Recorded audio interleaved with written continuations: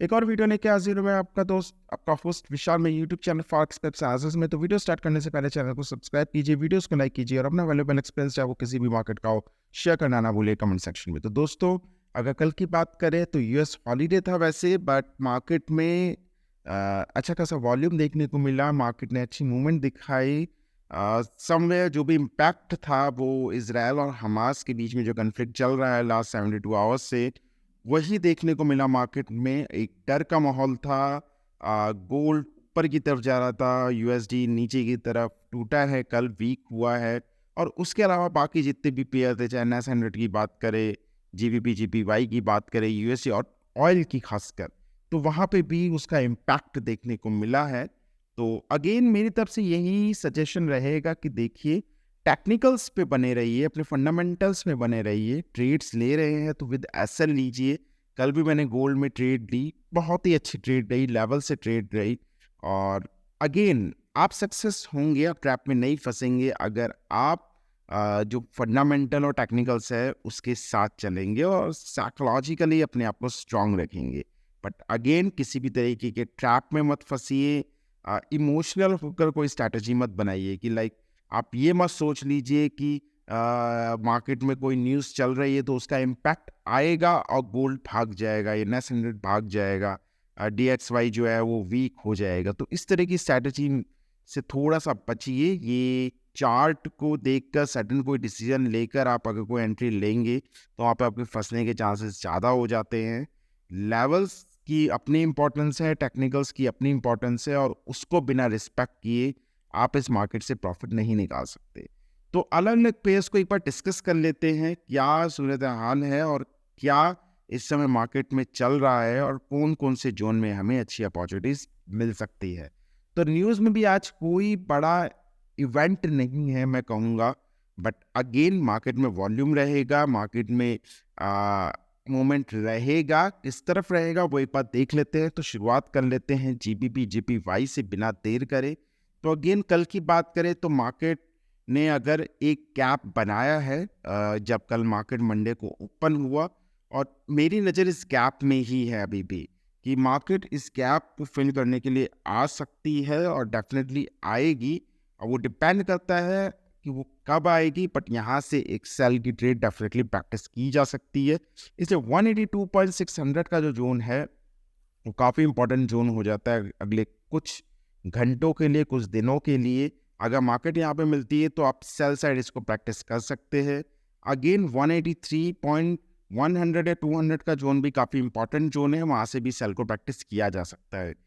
Buying को मैं recommend नहीं कर रहा हूँ जीबीपी जीपीवाई में। अगेन रीज़न वही है कि ट्रैप होने के चांसेस बहुत ज़्यादा है। सेल की तरफ बैठिए, सेल की तरफ अपने टारगेट बनाइए और सेल की तरफ की अपनी ट्रेड्स को सर्च करने की कोशिश करिए, कंफर्मेशन को सर्च करने की कोशिश करिए। तो दो लेवल मैंने आपको सेल को बता दिए हैं, बाइंग के लेवल बहुत नीचे हैं, उनसे थोड़ा दूरी बनाइए।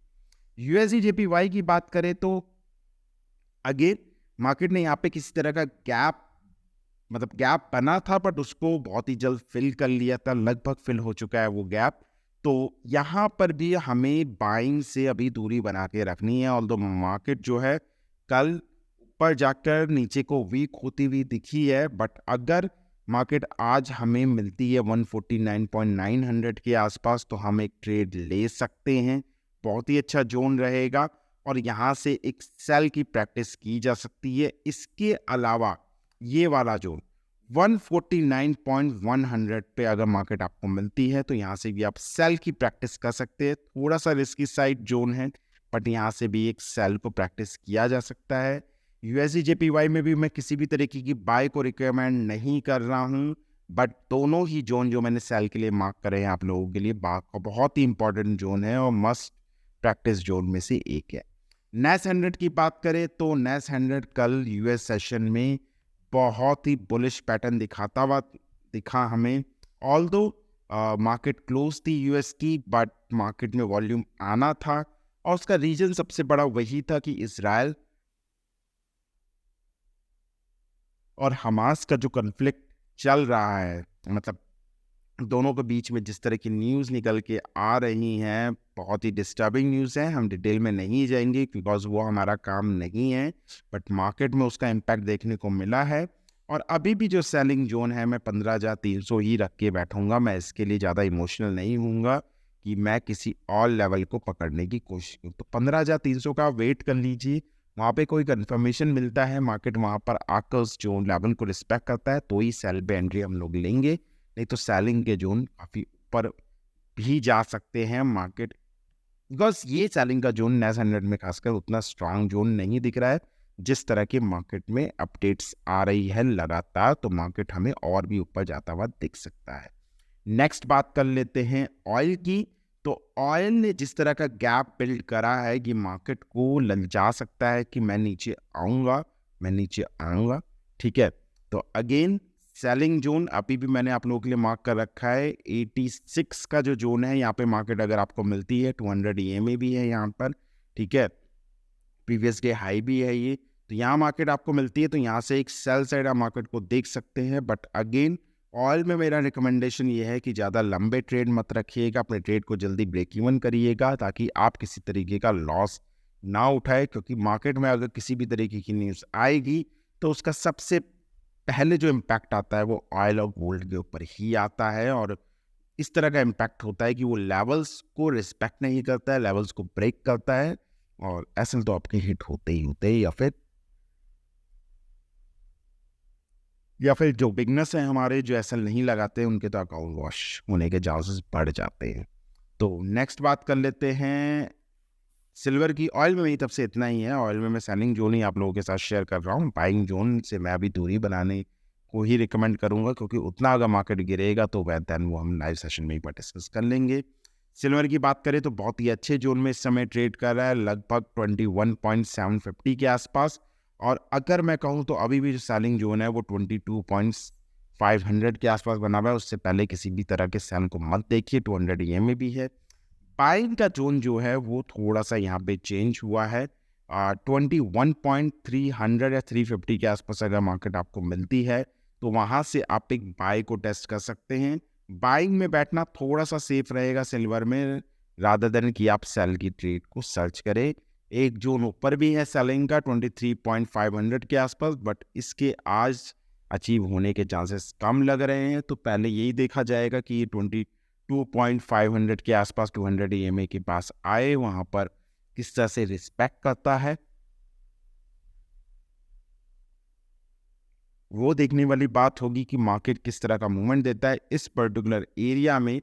देन हम अपनी नेक्स्ट स्ट्रेटजी बना सकते हैं सिल्वर में। गोल्ड की बात करें तो गोल्ड, अगर ये कहना गलत नहीं होगा कि गोल्ड लगातार ऊपर की तरफ भाग रहा है, लोगों के एसएल खाए हैं इसने, और मतलब जो लोग लगातार इसको सेल करने की कोशिश कर रहे हैं वो फंस रहे हैं।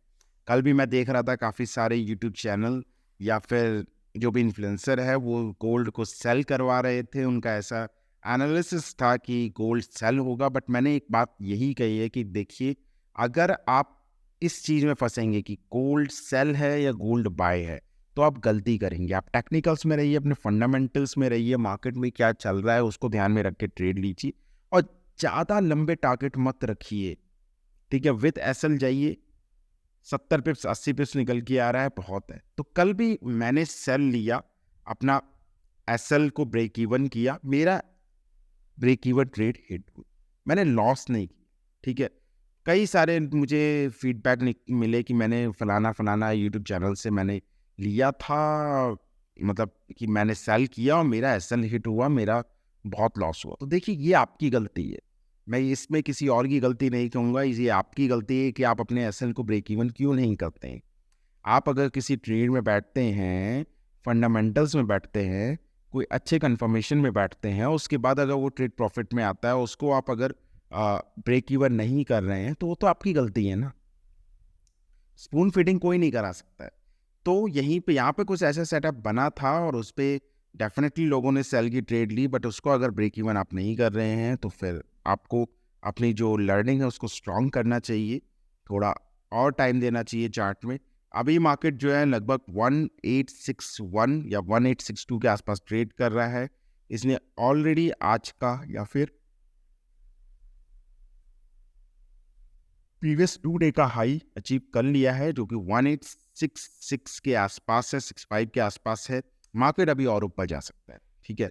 मार्केट मुझे कम से कम 1877 से 1882 के आसपास जाता हुआ दिख रहा है। ये बहुत ही इंपॉर्टेंट जोन रहेगा और यहाँ पर हम किसी तरीके का सेल टेस्ट करेंगे। उससे पहले कोई सेलिंग का हम जोन टेस्ट नहीं करने वाले हैं। बट अगेन मार्केट अगर यहाँ पे इंफॉर्मेशन हमें नहीं देगा तो 1890 के आसपास 200 EMA भी है। तो ये दो जोन हमारे एक मस्ट प्रैक्टिस जोन में से एक बन जाते हैं। यहाँ पे सेल को टेस्ट किया सकता है, बट अगेन एसएल और ब्रेक इवन की जो स्ट्रैटेजी है उसको आपको इम्प्लीमेंट करना पड़ेगा। बाइंग के जो लेवल है वो मुझको काफ़ी स्ट्रांग लग रहा है इस लेवल पे। अगर मार्केट आपको टूटकर नीचे लगभग 1845 या 1848 के आसपास आते हुए दिखती है तो वहाँ पर आप एक बाइंग को टेस्ट कर सकते हैं। उससे नीचे कोई भी बाइंग रिकमेंडेड नहीं है। तो जोन पे ही या फिर मैं कहूँ लेवल्स पे ही आप ट्रेड को प्रैक्टिस करिए। उससे पहले किसी भी तरीके का टेस्ट करने का मत सोचिए। तो मेरी तरफ से यही रिकमेंडेशन है जो मैंने अलग अलग पेयर्स में आप लोगों के साथ शेयर कर लिया है। उनको मार्क कर लीजिए, अपनी स्ट्रैटेजी उस पर बनाइए और प्रैक्टिस करिए। जो भी लेवल्स है उनको चाहे छोटे वॉल्यूम के साथ प्रैक्टिस जरूर करिए।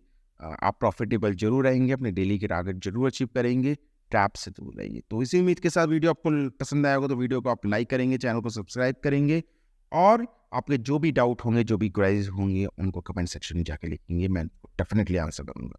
तो शुक्रिया, धन्यवाद, थैंक यू सो मच।